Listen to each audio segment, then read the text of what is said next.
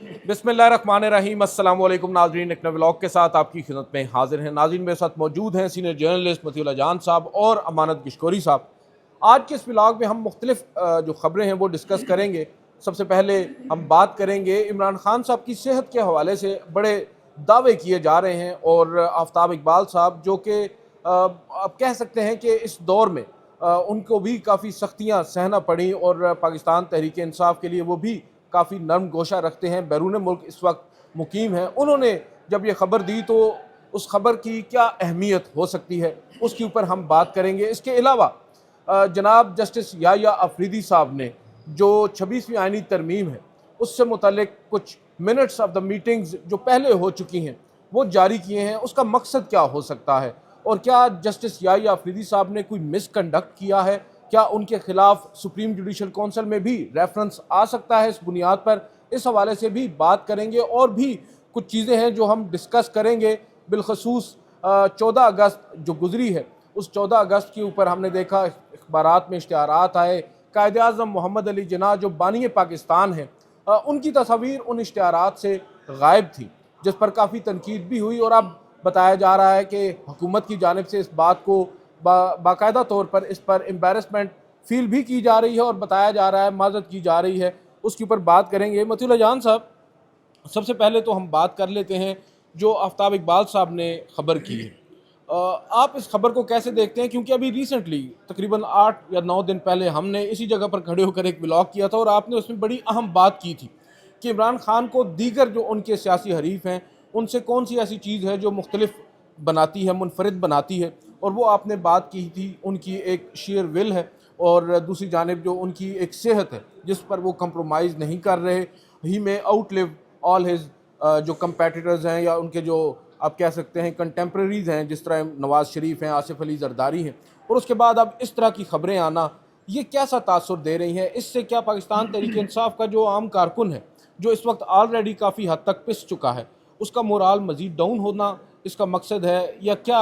मुझे समझ नहीं आ रही इस मौके के ऊपर ये खबर देना कि इमरान खान साहब की सेहत अच्छी नहीं है, और उन्होंने जो इनिंग्स खेलनी थी वो खेल ली है। लुबे लुबाब ये है उनकी स्टोरी। जी अदील, बिल्कुल आपने दुरुस्त कहा। उस वक्त जो बात हुई थी वो ये थी कि इमरान खान की जो पॉलिटिकल स्ट्रेटजी है उसमें सबसे अहम एलिमेंट जो है वो उनकी अपनी फ़िज़िकल फ़िटनेस का भी है। और जिस तरीके से वो अपनी फ़िज़िकल फ़िटनेस को जेल में होते हुए भी तरजीह दे रहे हैं, उससे तो ये लगता है कि उनके लिए सबसे अहम जो सियासी हिकमत अमली है वो यही है कि अपने आप को इतना फ़िट रखें कि कम से कम वो नवाज़ शरीफ और आसिफ जरदारी साहब से पहले जो है इस दुनिया से ना जाएं। तो माजरत के साथ ज़िंदगी मौत अल्लाह के हाथ में है, और इस बात को कहने में कोई हर्ज नहीं कि नवाज़ शरीफ और आसिफ अली जरदारी इतने जिस्मानी तौर पे फ़िट नहीं हैं जितने इमरान खान ने जेल के अंदर रह के अपने आप को फ़िट रखा हुआ है। और ये उनकी बड़ी कामयाब हिकमत अमली है। जेल के अंदर रह के अपने आप को फ़िट रखने के इमरान खान को बहुत से फ़ायदे हैं। एक तो वो जहनी और जिस्मानी तौर पे और नफसियाती तौर पे इस काबिल होते हैं कि वो बड़े अहम फ़ैसले कर सकें। और दूसरा ये कि जेल के अंदर वो जितना भी तवील अरसा गुजारेंगे तो उस दौरान अगर कोई उनको कम से कम सेहत का कोई ऐसा मामला नहीं होगा कि जिसकी बुनियाद पे उनको नवाज शरीफ की तरह या आसिफ जरदारी की तरह हस्पतालों में दाखिल होना पड़े, या उनको दरख्वास्तें देनी पड़ें, या बकौल फैसल वाडा के उनके घर में प्लेटलेट्स की जाली रिपोर्टें बनवानी पड़ें जिसके गवाह जो है वो मियाँ जावेद लतीफ़ हों और दीगर हों, तो और मोहम्मद ज़ुबैर। ठीक है, तो मेरे ख्याल में इमरान खान की ये स्ट्रैटेजी बड़ी अहम है। और इस स्ट्रैटेजी के ऊपर अब मुझे लगता है कि हुकूमत की भी, रियासत की भी तवज्जो गई है। और ये हुकूमत के लिए क्यों ज़रूरी है ये इस बात को फैलाना कि इमरान खान की सेहत को इतनी भी अच्छी नहीं है, क्योंकि खुदा न खास्ता अगर इमरान खान को अचानक कुछ होता है तो फिर उसका इल्ज़ाम हुकूमत पे आएगा कि भाई वो तो बड़ा फ़िट आदमी था, वो तो अभी उसने वज़न वेट मंगवाए, डंबल मंगवाए 10-10 किलो के, 15-15 किलो के, अचानक उसको क्या हो गया। तो मेरे ख़्याल में हुकूमत हिफ्ज़ मातकद्दम के तौर पे वो इस तरह की चीज़ों को ज़रूर वो चाहेगी कि इतने भी फ़िट नहीं है कि उन्हें कुछ भी ना हो, नेचुरली भी कुछ हो सकता है। अब जो बात आफ्ताब इकबाल ने की है, वो उनका ऑडियंस जो है वो एक पीटीआई का मेजॉरिटी ऑडियंस है। उनके ज़रिए अब वो बाहर बैठे हैं, उनको ये ख़बर किस तरह पहुँचाई गई, क्यों दी गई। मेरे ख़्याल में ये ख़बर अगर आनी चाहिए थी, अगर ये दुरुस्त होती तो अलीमा ख़ान की तरफ से आनी चाहिए थी। अगर ये दुरुस्त होती तो उन वकला की तरफ से आनी चाहिए थी, उन लीडरान की तरफ से जो इमरान खान को अभी चंद दिन पहले ही वो मुलाकात करके बाहर आए हैं, तो उनकी तरफ से आनी चाहिए थी। तो इमरान खान ख़ुद भी जो है अपनी सेहत के हवाले से वो ज़्यादा कंसर्न होते हैं और वो कहते हैं कि उनका जो है डॉक्टर्स जो है उनका मुआयना करें। और अब हमें मेरे ख़्याल में इस हवाले से हुकूमत की वजाहत भी ज़रूरी हो गई है और ख़ुद इमरान खान की तरफ से भी। और हमने ये देखना है कि आखिरी बार जो मेडिकल बोर्ड हुआ या जो भी डॉक्टर ने उनका तिब्बी मुआयना किया, उनकी क्या रिपोर्ट्स हैं। तो मुझे तो यही लग रहा है कि जो इमरान खान की स्ट्रैटेजी है उसमें दरार डालने के लिए भी और ये तासर क्रिएट करने के लिए भी कि वो इतने भी फिट नहीं हैं कि पीटीआई के कारकुन जो हैं बस वो वेट एंड सी करते रहें। उन्हें जो भी है एक डिसीजन लेना बड़ा ज़रूरी है और वो डिसीजन जो है कंप्रोमाइज़ की शक्ल में होना चाहिए। और जब तक ये ख़बरें बाहर रहेंगी कि इमरान खान बहुत फ़िट हैं जिस्मानी तौर पे, जहनी तौर पे, नफसियाती तौर पे, तो उस वक्त तक इमरान खान कंप्रोमाइज़ भी नहीं करेंगे।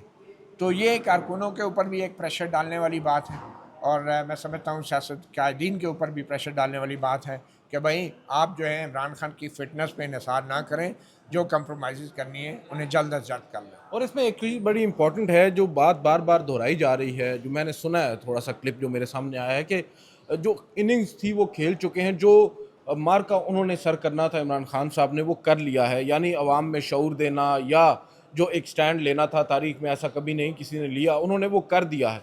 अब इसके बाद शायद उनके पास वो ऑप्शन नहीं है या दोबारा वो शायद इक़्तिदार में ना आ सकें। ये शायद मुतमईन नज़र है उनका जो बात कर रहे हैं वो, और इस वजह से ही कन्विंसिंग एक उनकी चीज़ जो है ना वो अपनी तरफ से कोशिश कर रहे हैं। ये जो आप बात कर रहे हैं ना कि जो मार्का उन्होंने मारना था मार लिया है, ये वो जैसे बच्चों को नहीं कहते कि बेटा आपने जो करना था कर लिया है, अब पीछे हट जाओ। हाँ, तो ये एक किस्म की पीटीआई की क़यादत को, कारकुनों को और बल्कि इमरान खान को भी ये पैगाम दिया जा रहा है कि बस ठीक है ना यार, बहुत हो गया, अब थोड़ा सा कुछ लचक दिखा दे। तो ये एक किस्म की जहन साजी भी की जा रही है पीटीआई क़यादत की भी, उन लोगों की भी जो इमरान खान से जाके मिलते हैं।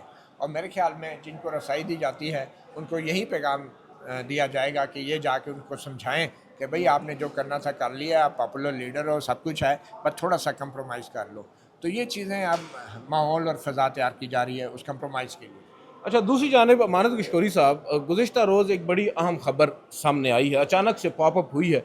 गो के बात है 2024 की, जब 26वीं आईनी तरमीम आई थी, ग़ालिबन 26 अक्टूबर को आई थी, और उसके बाद मुख्तलिफ दरख्वास्तें उसको चैलेंज करने के लिए दायर की गई सुप्रीम कोर्ट ऑफ पाकिस्तान में, और एक बहुत बड़ी कंट्रोवर्सी ने से पहले आ गई थी 26। हाँ, 26 तो उस पे अमल बिल्कुल भी कर दिया। बिल्कुल, काजी फायज़ी साहब 26 को गए थे, 25 को गए थे, हाँ, 21 को तरमीम आई, 25 को काजी साहब गए, और फिर दरख्वास्तें आई।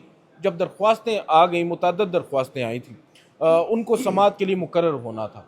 उस वक्त फिर जस्टिस मंसूर अली शाह और जस्टिस मुनीब अख्तर और जस्टिस याहिया अफरीदी उस 3 रुकनी कमेटी का हिस्सा थे। और ये सब बड़ी इंपॉर्टेंट चीज़ है कि वो जो प्रैक्टिस एंड प्रोसीजर कमेटी थी, उसको रिकॉन्स्टिट्यूट किया था याहिया अफरीदी साहब ने, जो उनका दूसरा बड़ा फैसला था हल्फ उठाने के फ़ौरन बाद।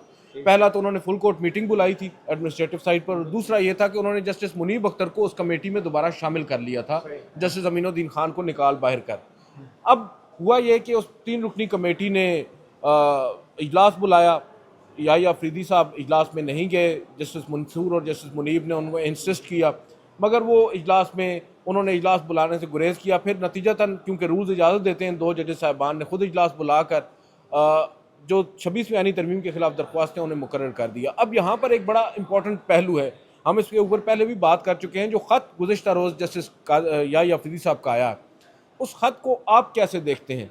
जो ख़त उन्होंने लिखा था उस वक्त 31 तारीख को ही, जब ये 2 जजेस साहिबान इंसिस्ट कर रहे थे कि मुकर्रर करें दरख्वास्तें, आप उस ख़त को कैसे देखते हैं? उसके बाद आगे चलते हैं। बिल्कुल ऐसा ही है। और जैसे आपने बात की 31 अक्टूबर को ये इजलास और तफसील जो जारी की गई है 31 अक्टूबर से लेके मई 2025 तक की 1 साल की ये तफसीलात जारी की गई हैं कि इसमें मीटिंग मिनट्स हैं, उसके अंदर कमेटियों में क्या होता रहा। और याहिया साहब ने ये वजाहत दी है कि मेरे दफ्तर को क्या ख़त लिखे गए और मैंने जवाब क्या दिया था। तो उस टाइम उन्होंने ये चीज़ पब्लिक नहीं की, लेकिन अब ये पब्लिक किए गए हैं। और उसमें उन्होंने कहा कि जी जो कमेटी ने फ़ैसला किया था, तो मैं फिर जजेस के पास चला गया, मैंने कहा अभी क्या होना चाहिए। तो 13 जजेस थे उस वक्त, तो उनमें से 9 जजेस ने ये कहा कि ये आईनी मामला है। 16 थे, 13 से 13 इनके अलावा थे, इन तीनों के अलावा ये कमेटी में हिस्से थे, बाकी जो 13 रह गए थे। तो उसमें वो कहते हैं कि 13 में से 9 ने कहा कि नहीं ये आइनी मामला है, तो इसको आइनी कमेटी को भेज, क्योंकि प्रैक्टिस प्रोसीजर कमेटी के बाद आइनी कमेटी बन चुकी थी उस वक्त तक नहीं बनी थी तरमीम के बहरहाल। बाद। अच्छा, उनके मुताबिक ठीक कि आइनी मामला है तो आइनी कमेटी को दिया जाए। आईनी तरमीम हो चुकी थी लेकिन जजेस कमेटी कमेटी नहीं नहीं बनी। बनी, उन्होंने- बेंच की कमेटी नहीं बिल्कुल। बनी। उन्होंने कहा कि आर्टिकल आइनी- 191 आ गया था, जी, जी, लेकिन जी। अभी उसके कमेटी नतीजे नहीं में बनी। जुडिशल कमीशन की मीटिंग 5 तारीख को बुलाई गई थी। हाँ, मेम्बरान अभी उसके फाइनल नहीं हुए थे, तो उन्होंने कहा कि जी आइनी मामला था, इस वजह से उन्होंने कहा ये फुल कोर्ट तो इस पे बन नहीं सकता है, इस पे बनना नहीं चाहिए।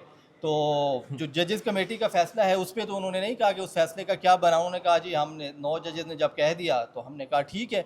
अब वो जजेस ने कैसे कहा, कहाँ पे मीटिंग हुई, ये भी उन्होंने उसके अंदर अपने लेटर में नहीं लिखा, लेकिन ये लिखा है कि जैसे मंसूर और जैसे मुनीब अख्तर ने उसके बाद खतूत लिखे और उन्होंने कहा कि जी कमेटी का फैसला था तो आप कैसे वापस ले सकते थे। तो उन्होंने याया साहब ने अपने लेटर में ये लिखा है कि मैंने फिर उनको जवाब दिया, मैंने कहा कि भाई कमेटी ने जो फैसला किया था तो वो रेगुलर कमेटी बन चुकी थी, तो अब आइनी मामला सामने आ गया था, तो इस वजह से तमाम जजेस की राय को मैंने मुकद्दम रखा। मैंने कहा कि जी बेजा तनकीद नहीं होगी इससे, कि पहले भी सुप्रीम कोर्ट पे तनकीद होती है। जाहिया अफरीदी ने अपने लेटर में ये नहीं कहा कि आईनी बेंच की कमेटी बन चुकी थी। नहीं, वो कह रहे थे कि अब आइनी बेंच आईनी बेंच कमेटी इसको देखेगी। हाँ, आईनी बेंच बनेगा। बिल्कुल बिल्कुल, और आइनी बेंच इसको, क्योंकि वो कह रहे हैं कि 9 बेंच जजेस ने जब कह दिया कि आइनी मामला है तो हमने कहा कि भाई अब आइनी बेंच इसको देखेगा। अब यहाँ पर बड़ा इंपॉर्टेंट एक सवाल आता है मती भाई।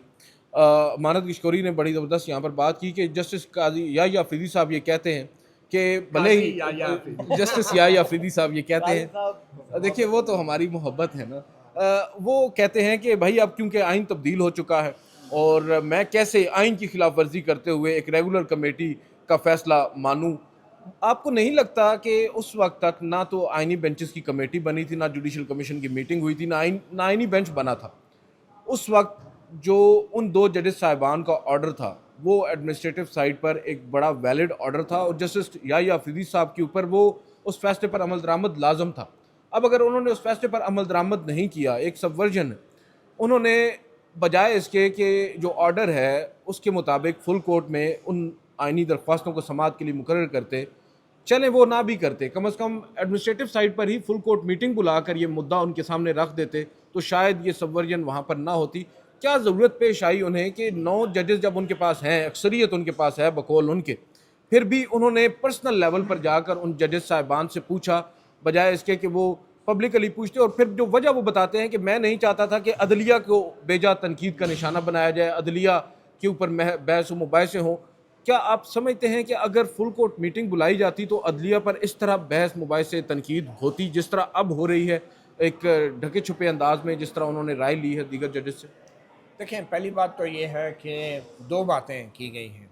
एक तो जो जस्टिस मंसूर अली शाह और जस्टिस मुनीब अख्तर ने बतौर जजेस कमेटी जो ऑर्डर जारी किया था कि फुल कोर्ट बनाया जाए, उसके 2 पहलू थे। वो ऑर्डर था कि फुल कोर्ट ओपन कोर्ट में तमाम जजेस बैठ के बिल्कुल 26वीं यानी तरमीम की दरख्वास्तें सुने, और दूसरा ये खतूत के ज़रिए इन दोनों जजेस ने कहा था जुडिशल कमीशन को कि एडमिनिस्ट्रेटिव साइड पे भी फुल कोर्ट में बैठ के इस मामले को डिस्कस कर लिया जाए। अब 2 रास्ते दिए थे जैसे मंसूर अली शाह और जैसे मुनीब अख्तर ने, बड़े वाज़ेह 2 रास्ते दिए थे। जैसे याया अफरीदी के ख़त से ये लगता है कि वो ये कह रहे हैं कि मैं 26वीं यानी तरमीम के बाद जो आइन की शक्ल थी, मैं उस आइन के बरखिलाफ़ नहीं जा सकता था। यानी कि वो आइन के ख़िलाफ़ नहीं जा सकते थे मगर वो कानून के ख़िलाफ़, प्रैक्टिस एंड प्रोसीजर एक्ट के ख़िलाफ़ जा सकते थे। उन्होंने आइन और कानून को 2 पलड़ों में रखा, लेकिन ये फ़ैसला जो है, ये तराजू जो 2 पलड़ों का है, ये उठाने का अख्तियार क्या एक फ़र्द वाहिद चीफ जस्टिस के पास था, या ये अख्तियार उस फुल कोर्ट के पास था कि जिसको जजेस कमेटी ने बनाने का हुक्म दिया था? अब ये चीज़ देखने वाली है, और इसीलिए शायद चीफ जस्टिस याया अफरीदी अपने दलाइल पे उन्हें इतना एतमाद नहीं था, उनको इतना यकीन नहीं था जो उन्होंने ख़त में लिखा था, और इसीलिए 10 महीने तक उन्होंने वो ख़त छुपा के रखा। कम से कम उन्होंने पब्लिक नहीं किया चीफ जस्टिस ने, और जब उन्होंने नहीं किया तो जो ख़त जिन जजेस को लिखा गया था उन्होंने भी नहीं किया। उन्होंने एक किस्म का न सिर्फ ये कि जजेस कमेटी के फ़ैसले को वायलेट किया, बल्कि उनको उसको सबवर्ट किया, एक साजिश की, और बजाय इसके कि तमाम जजेस को या खुली अदालत में बिठा के 26 आइनी तरमीम के ख़िलाफ़ दरख्वास्तें सामने रखते, या अंदर चाय के कप के ऊपर सारे जजेस को एडमिनिस्ट्रेटिव साइड पे फुल कोर्ट बिठा के मशावरत करते, उन्होंने इन दोनों फोरम्स को जजेस को इकट्ठा इसलिए नहीं किया कि अगर ये इकट्ठे हो जाते जजेस, चाहे कमरा अदालत में चाहे चाय की प्याली पे, तो शायद कुछ जजेस जो हैं बाकी जजेस की अक्सरियत को राग़िब कर लेते हैं कि भाई ये फुल कोर्ट के सामने मामला जाना चाहिए। ये आइनी तरमीम है।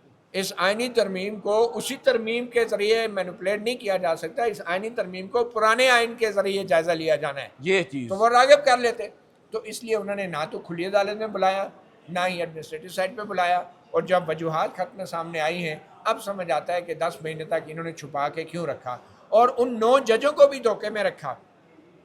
उन 9 जजों को भी ये तासुर दिया कि हम जजेस कमेटी के ऑर्डर के मुताबिक आपसे रजामंदी ले रहे हैं, आप फुल कोर्ट में बैठना चाहेंगे या नहीं। अब ये देखिए, ये मुख्तलिफ बात है।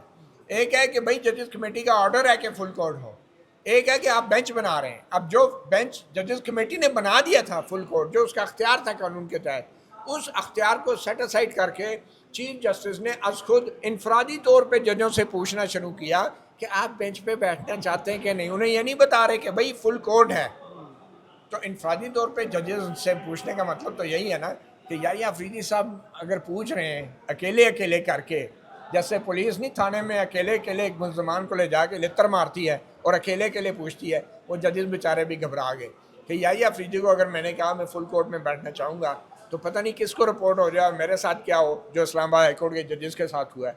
तो इंडिविजुअली 9 जजों को धोखा दिया गया, वो बज़ाहिर उनको दबाव में लाया गया और उनसे पूछा गया, उन्होंने कहा नहीं हम फुल कोर्ट में नहीं बैठते, हम तो जी वो 26वीं जो बनेगी तो बैठेंगे। यानी तासुर यह दिया गया कि 9 जजेस नहीं बैठना चाहते, हालांकि जजेस कमेटी के फैसले के मुताबिक उन सबको या तो कमरा अदालत में बिठाना चाहिए था या फिर एडमिनिस्ट्रेटिव साइड पर बिठा के उनसे मुशावरत की जाती, और वो इसलिए नहीं की गई। और यही वजह थी कि ये जो जजेस, ये जो ख़त में वजूहात लिखी हैं, ये इतनी मज़े खेज़ हैं कि उनको फौरी तौर पे पब्लिक भी नहीं कर सके चीफ जस्टिस, और उन 9 जजों ने तो करना नहीं था।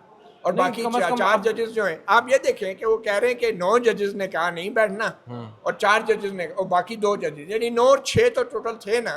अगर वो फुल कोर्ट में बैठते तो 2 जजेस ने इधर उधर होके सारा कुछ बदल जाता, ठीक है ना, सब कुछ बदल जाता ना। सिर्फ 2 जजेस ने होना था ना, वो बहस होती, वो याहिया अफरीदी ने नहीं होने दिया। और इसलिए अपने इस खत को छुपाया याहिया अफरीदी ने। उन्हें पता लग गया था कि मैंने जो इसमें वजूहात लिखी हैं ये बहुत बड़ा लतीफ़ा है, और ये मैं समझता हूँ कि एक मिसकंडक्ट है, ये subversion of statutory bodies order है जो चीफ जस्टिस ने किया। ये हल्फ से रूगर्दानी है कि मैं आइन और कानून के मुताबिक करूँगा। और ये जो फैसला याहिया अफरीदी ने फुल कोर्ट के तौर पे कर दिया, ये फैसला बेसिकली फुल कोर्ट के सामने रखना चाहिए था, डिलिब्रेशन होनी चाहिए थी ओपन कोर्ट में, और फिर वो फुल कोर्ट ये फैसला करती कि ये मामला जो है आईनी बेंच के सामने जाना चाहिए, हम नहीं सुन सकते। तो याहिया अफरीदी साहब ने हाईजैक कर लिया, पूरा प्रोसेस सबवर्ट किया और एक स्टैट्यूटरी बॉडी के हुक्म को वायलेट किया, सबवर्ट किया। मैं समझता हूँ ये मिसकंडक्ट है, और कोई भी जज याहिया अफरीदी के खिलाफ अब जुडिशल काउंसिल में भी कंप्लेंट कर सकता है। वो अलग बात है, उस पर क्या होगा क्या नहीं होगा। लेकिन ये इम्पोर्टेंट चीज़ है कि सुप्रीम कोर्ट ऑफ पाकिस्तान के अंदर जो चीफ जस्टिस ऑफ पाकिस्तान है, उनकी जानिब से एक ख़त लिखा जाता है, और वो ख़त तकरीबन 1 साल तक बिल्कुल ही एक साइड पर एक ड्रॉर में पड़ा रहता है, और अचानक से पॉप अप होता है उस वक्त जब 26वीं आईनी तरमीम के बाद अब अगला फेज़ आने जा रहा है 27वीं आईनी तरमीम का। चीज़ें रिकॉर्ड पे वैसे भी आनी है, रिकॉर्ड पे वैसे भी जब मुकदमा 26वीं आईनी तरमीम, समझ आ गया ना कि उन्होंने वो ख़त छुपाया क्यों, क्योंकि लिखने के बाद उन्हें भी समझ आ गई कि मुझसे बहुत बड़ी गलती हो गई है और ये वायलेशन है एक लॉफुल ऑर्डर की जो जजेस कमेटी की। लेकिन आपने इसमें एक बात की है कि उन 9 जजेस साहिबान को भी शायद धोखे में रखा गया है। अब क्या वो 9 जजेस साहिबान जो हैं, अगर उन्हें ये मालूम हो गया था बाद अज़ां कि भाई हमारे साथ गेम हो गई है, तो वो क्यों नहीं पब्लिकली आते सामने, वो क्यों नहीं बताते, वो क्यों ख़त नहीं उनकी जानिब से सामने आता था? लेकिन ना उन्होंने 6 जजेस का हाल देख लिया था ना इस्लामाबाद हाई कोर्ट के कि उनके साथ क्या हो रहा है। तो जब याहिया अफरीदी साहब ने अकेले अकेले करके उनको पूछा, हाँ भाई दसो फिर की प्रोग्राम है, उन्होंने कहा जी माई बाप। अब इकट्ठे होते तो उनको हिम्मत पड़ जाती है, सारे कहते नहीं जी पहले हम सुनेंगे फुल कोर्ट में। लेकिन अकेले अकेले करके चीफ जस्टिस याहिया अफरीदी ने उनसे इंटरोगेशन की और उनसे पूछा, और एंड पे कह दिया कि सारे मुल्ज़मान ने इकरार जुर्म कर लिया। बिल्कुल ठीक है। अब देखिए ना, अब मैं अगर एक नवा जज हूँ लेट से, मुझे अगर चीफ जस्टिस याहिया अफरीदी ये कहते हैं कि भाई 8 जजेस तो एक तरफ हो गए, ठीक है, वो जज तो सारों से नहीं पूछेगा, तो नवा जज बेचारा क्या करेगा जब उसे ये बताया जाएगा कि 8 जजेस तो सारे कह रहे हैं कि नहीं जी ये आईनी बेंच के सामने जाएगा, तो नवा जज बेचारा क्यों कहेगा? हमें क्या पता कि चीफ जस्टिस याहिया अफरीदी ने अलग अलग जजेस को क्या क्या बताया। लेकिन इसमें बड़ी इंपॉर्टेंट चीज़ होगी जब वक्त आएगा, अब मालूम होगा जस्टिस अतर मिनल्ला ने क्या राय दी थी, वो बड़ा इंपॉर्टेंट वो होगा। तो है ना कि उन्होंने कहा कि भाई ये 4 जजेस में वो शामिल हो गया हाँ, है। जो उन्होंने उसके बाद में लिखा था चीफ जस्टिस सॉरी या अपना जैसे आयशा मलिक, जैसे मंसूर, जैसे मुनीब, जैसे अतमन अल्लाह, ये तो 4 वो जजेस होंगे जिन्होंने कहा होगा कि भाई ये दरख्वास्तें आप फुल कोर्ट के नहीं सामने नहीं, मैं लगाएं। उस वक्त की बात कर रहा हूँ ना जब आपको पता है एक सेम पेज पे थे ना या अफरीदी साहब और अतर मिनल्ला साहब, शुरू के दिन। या अफरीदी साहब तो कभी भी सेम पेज पे नहीं थे, वो शायद किसी मरहले पे वो शो कर रहे हो सकता है। तो एक और चीज़ बड़ी इंपॉर्टेंट है, आज आज़म नज़ीर तारड़ साहब उन्होंने बड़ी तकरीर की है और उसमें उन्होंने एडमिट किया है कायद-ए-आज़म मोहम्मद अली जिन्ना की तस्वीर जो नहीं शामिल मुख्तलिफ इश्तिहारात में, एडवर्टीज़मेंट में। तो इस पर क्या आप समझते हैं, उनको क्यों ज़रूरत पेश आई कि अब वो यहाँ पर आकर उस तनकीद का जवाब दे रहे हैं? ये डेलिब्रेट था या एक आप कह सकते हैं गलती थी जो एडमिट कर रहे हैं वो? नहीं देखें, जो माफ़ी मांगी जाती है तो गलती पर ही माफ़ी मांगते हैं, और जानबूझकर ये गलती की गई है। तो अच्छा, गलती जानबूझकर की गई। जानबूझकर इन्होंने, वो क्या है कि 14 अगस्त के जो प्रोग्राम है जिस तरह उनको किया जाता है, तो वो पूरा ही आपने उसका जो नज़रिया था, नज़रिया पाकिस्तान है या एक रूह थी कि 14 अगस्त किस तरह आपने मनाना है, वो तकरीबात जब होती हैं तो हमारे जिन लोगों ने, जिन ख़ानदानों ने ये कुर्बानियाँ दी, जो सियासतदान है, जब उनको मेरे ख़्याल में टीवी पे कुछ 4 मिनट 5 मिनट भी ना दिखाया जाता हो, वो मुकम्मल एक बदल चुका है तरीका ना कि 14 अगस्त आप किस तरह मनाते हो। तो उसको अब जो था, अब मार्का हक मनाया गया। ज़्यादा जो तकरीबात हुई हैं वो भारत के साथ जो लेकिन ये कशीदगी हुई। नेचुरली भी तो होता है, क्यों मती भाई, कि आपने अभी रिसेंटली एक मार्का जीता भी है और इसमें तो कोई डाउट नहीं है, इंडिया को आपने नाको चने चबवाए हैं, तो आप 14 अगस्त की दिन आप इंडिया को भी बता रहे हैं कि भाई हम कामयाबी मना रहे इंडिया हैं। को आपने बताया, लेकिन 14 अगस्त को हुआ क्या था आपने वो भी बताना है, अपनी नई नस्ल को भी बताना है। और आप कायद आज़म की तस्वीर अगर नहीं लगा रहे, और शौक़ हमारी वज़ीर आला साहिबा हैं, तो वो तो पिंडी में आप देखें, पंजाब के मुख्तलिफ शहरों में जाके देखें, वहाँ पे जो सब्ज़ी बेचते हैं लोग, वहाँ पर तस्वीर लगी होती हैं उनकी। तो वो तस्वीर और इश्तिहारात का इतना इनको, हमारे सियासतदानों को शौक़ हुआ है कि बानी पाकिस्तान जो है उनकी तस्वीर लगाना ही भूल गए। और फिर आप पार्लियामान में खड़े होकर कहते हैं कि जी हम माज़रत ख़्वाह हैं, ये हमसे गलती हुई है, तो हम ये नहीं करना चाहते थे, लेकिन नेक्स्ट नहीं होगा, क्योंकि पीटीआई और बाकी जो थे अपोजिशन के लोग थे, आज वो सारे उन्होंने इसको फिर तस्वीर इनकैश किया लेके ना। आए हुए थे कायद आज़म की, और बड़ा एहतजाज किया, और बनता भी था कि आपने बानी बिल्कुल। पाकिस्तान की तस्वीर, मतलब इतना बड़ा ब्लंडर ये वैसे मती क्या भाई कहें इसको गवर्नमेंट। बहुत वाकई ब्लंडर तो बहुत बड़ा भी है और हैरान कुन भी है कि कायद-ए-आज़म मोहम्मद अली जिन्ना, जिन्हें हम बानी कहते हैं और क्या कुछ नहीं कहते, उनकी तस्वीर ही हम ना लगाएं और उनको बिल्कुल ही भुला कर हम माजरत तो चलें बाद में कर रहे हैं ना, अगर ये एहतजाज ना होता तो शायद माजरत भी ना आती। तो आप इसको किस अंदाज से देखते हैं? देखिए, मेरे ख्याल में बानी पाकिस्तान की तस्वीर तो वो उनकी जो इज़्ज़त है, उनका जो वक़ार है, जो उनके तारीख़ी कारनामा है, वो किसी सरकार के, और वो भी ऐसी सरकार के इश्तिहार के मरून मिन्नत नहीं है। एग्जैक्टली। ठीक है ना? उनका नाम लोगों के दिलों में है, 25 करोड़ आवाम के दिलों में है। तो सच्ची बात पूछें तो हमारी जेबों में भी रहता है। तो ये जो करेंसी नोट पे बानी पाकिस्तान की तस्वीर है, इसी करेंसी नोट के बस जो कि आवाम की जेब से निकाला गया है, ये इश्तिहार छापे जाते हैं। तो सवाल तो ये पैदा होता है कि भाई अगर ये मार्का हक जो जीता गया है, ये क्या कोई अफराद ने जीता है? क्या उन्होंने मुफ्त जाके कोई अफ़गान जहाज़ लड़ा था जाके, ठीक है, जन्नत में जाने के लिए? ये तनख्वाहदार लोग हैं, ये तनख्वाहदार हुकूमत है, तनख्वाहदार वज़रा हैं। इन्होंने अगर काम किया है तो जो शहीद हैं, जिन्होंने कंट्रीब्यूशन की है, गैलेंट्री अवार्ड्स हमारे अफवाज पाकिस्तान को जो मिलते हैं उनको मिलें। लेकिन आपने उन शहीदों को जो अवार्ड दिया है, उस अवार्ड की भी तस्दीक की है आपने। अता तारड़ को, आज़म नज़ीर तारड़ को, अटार्नी जनरल को, इन्होंने किया क्या है मार्का हक में?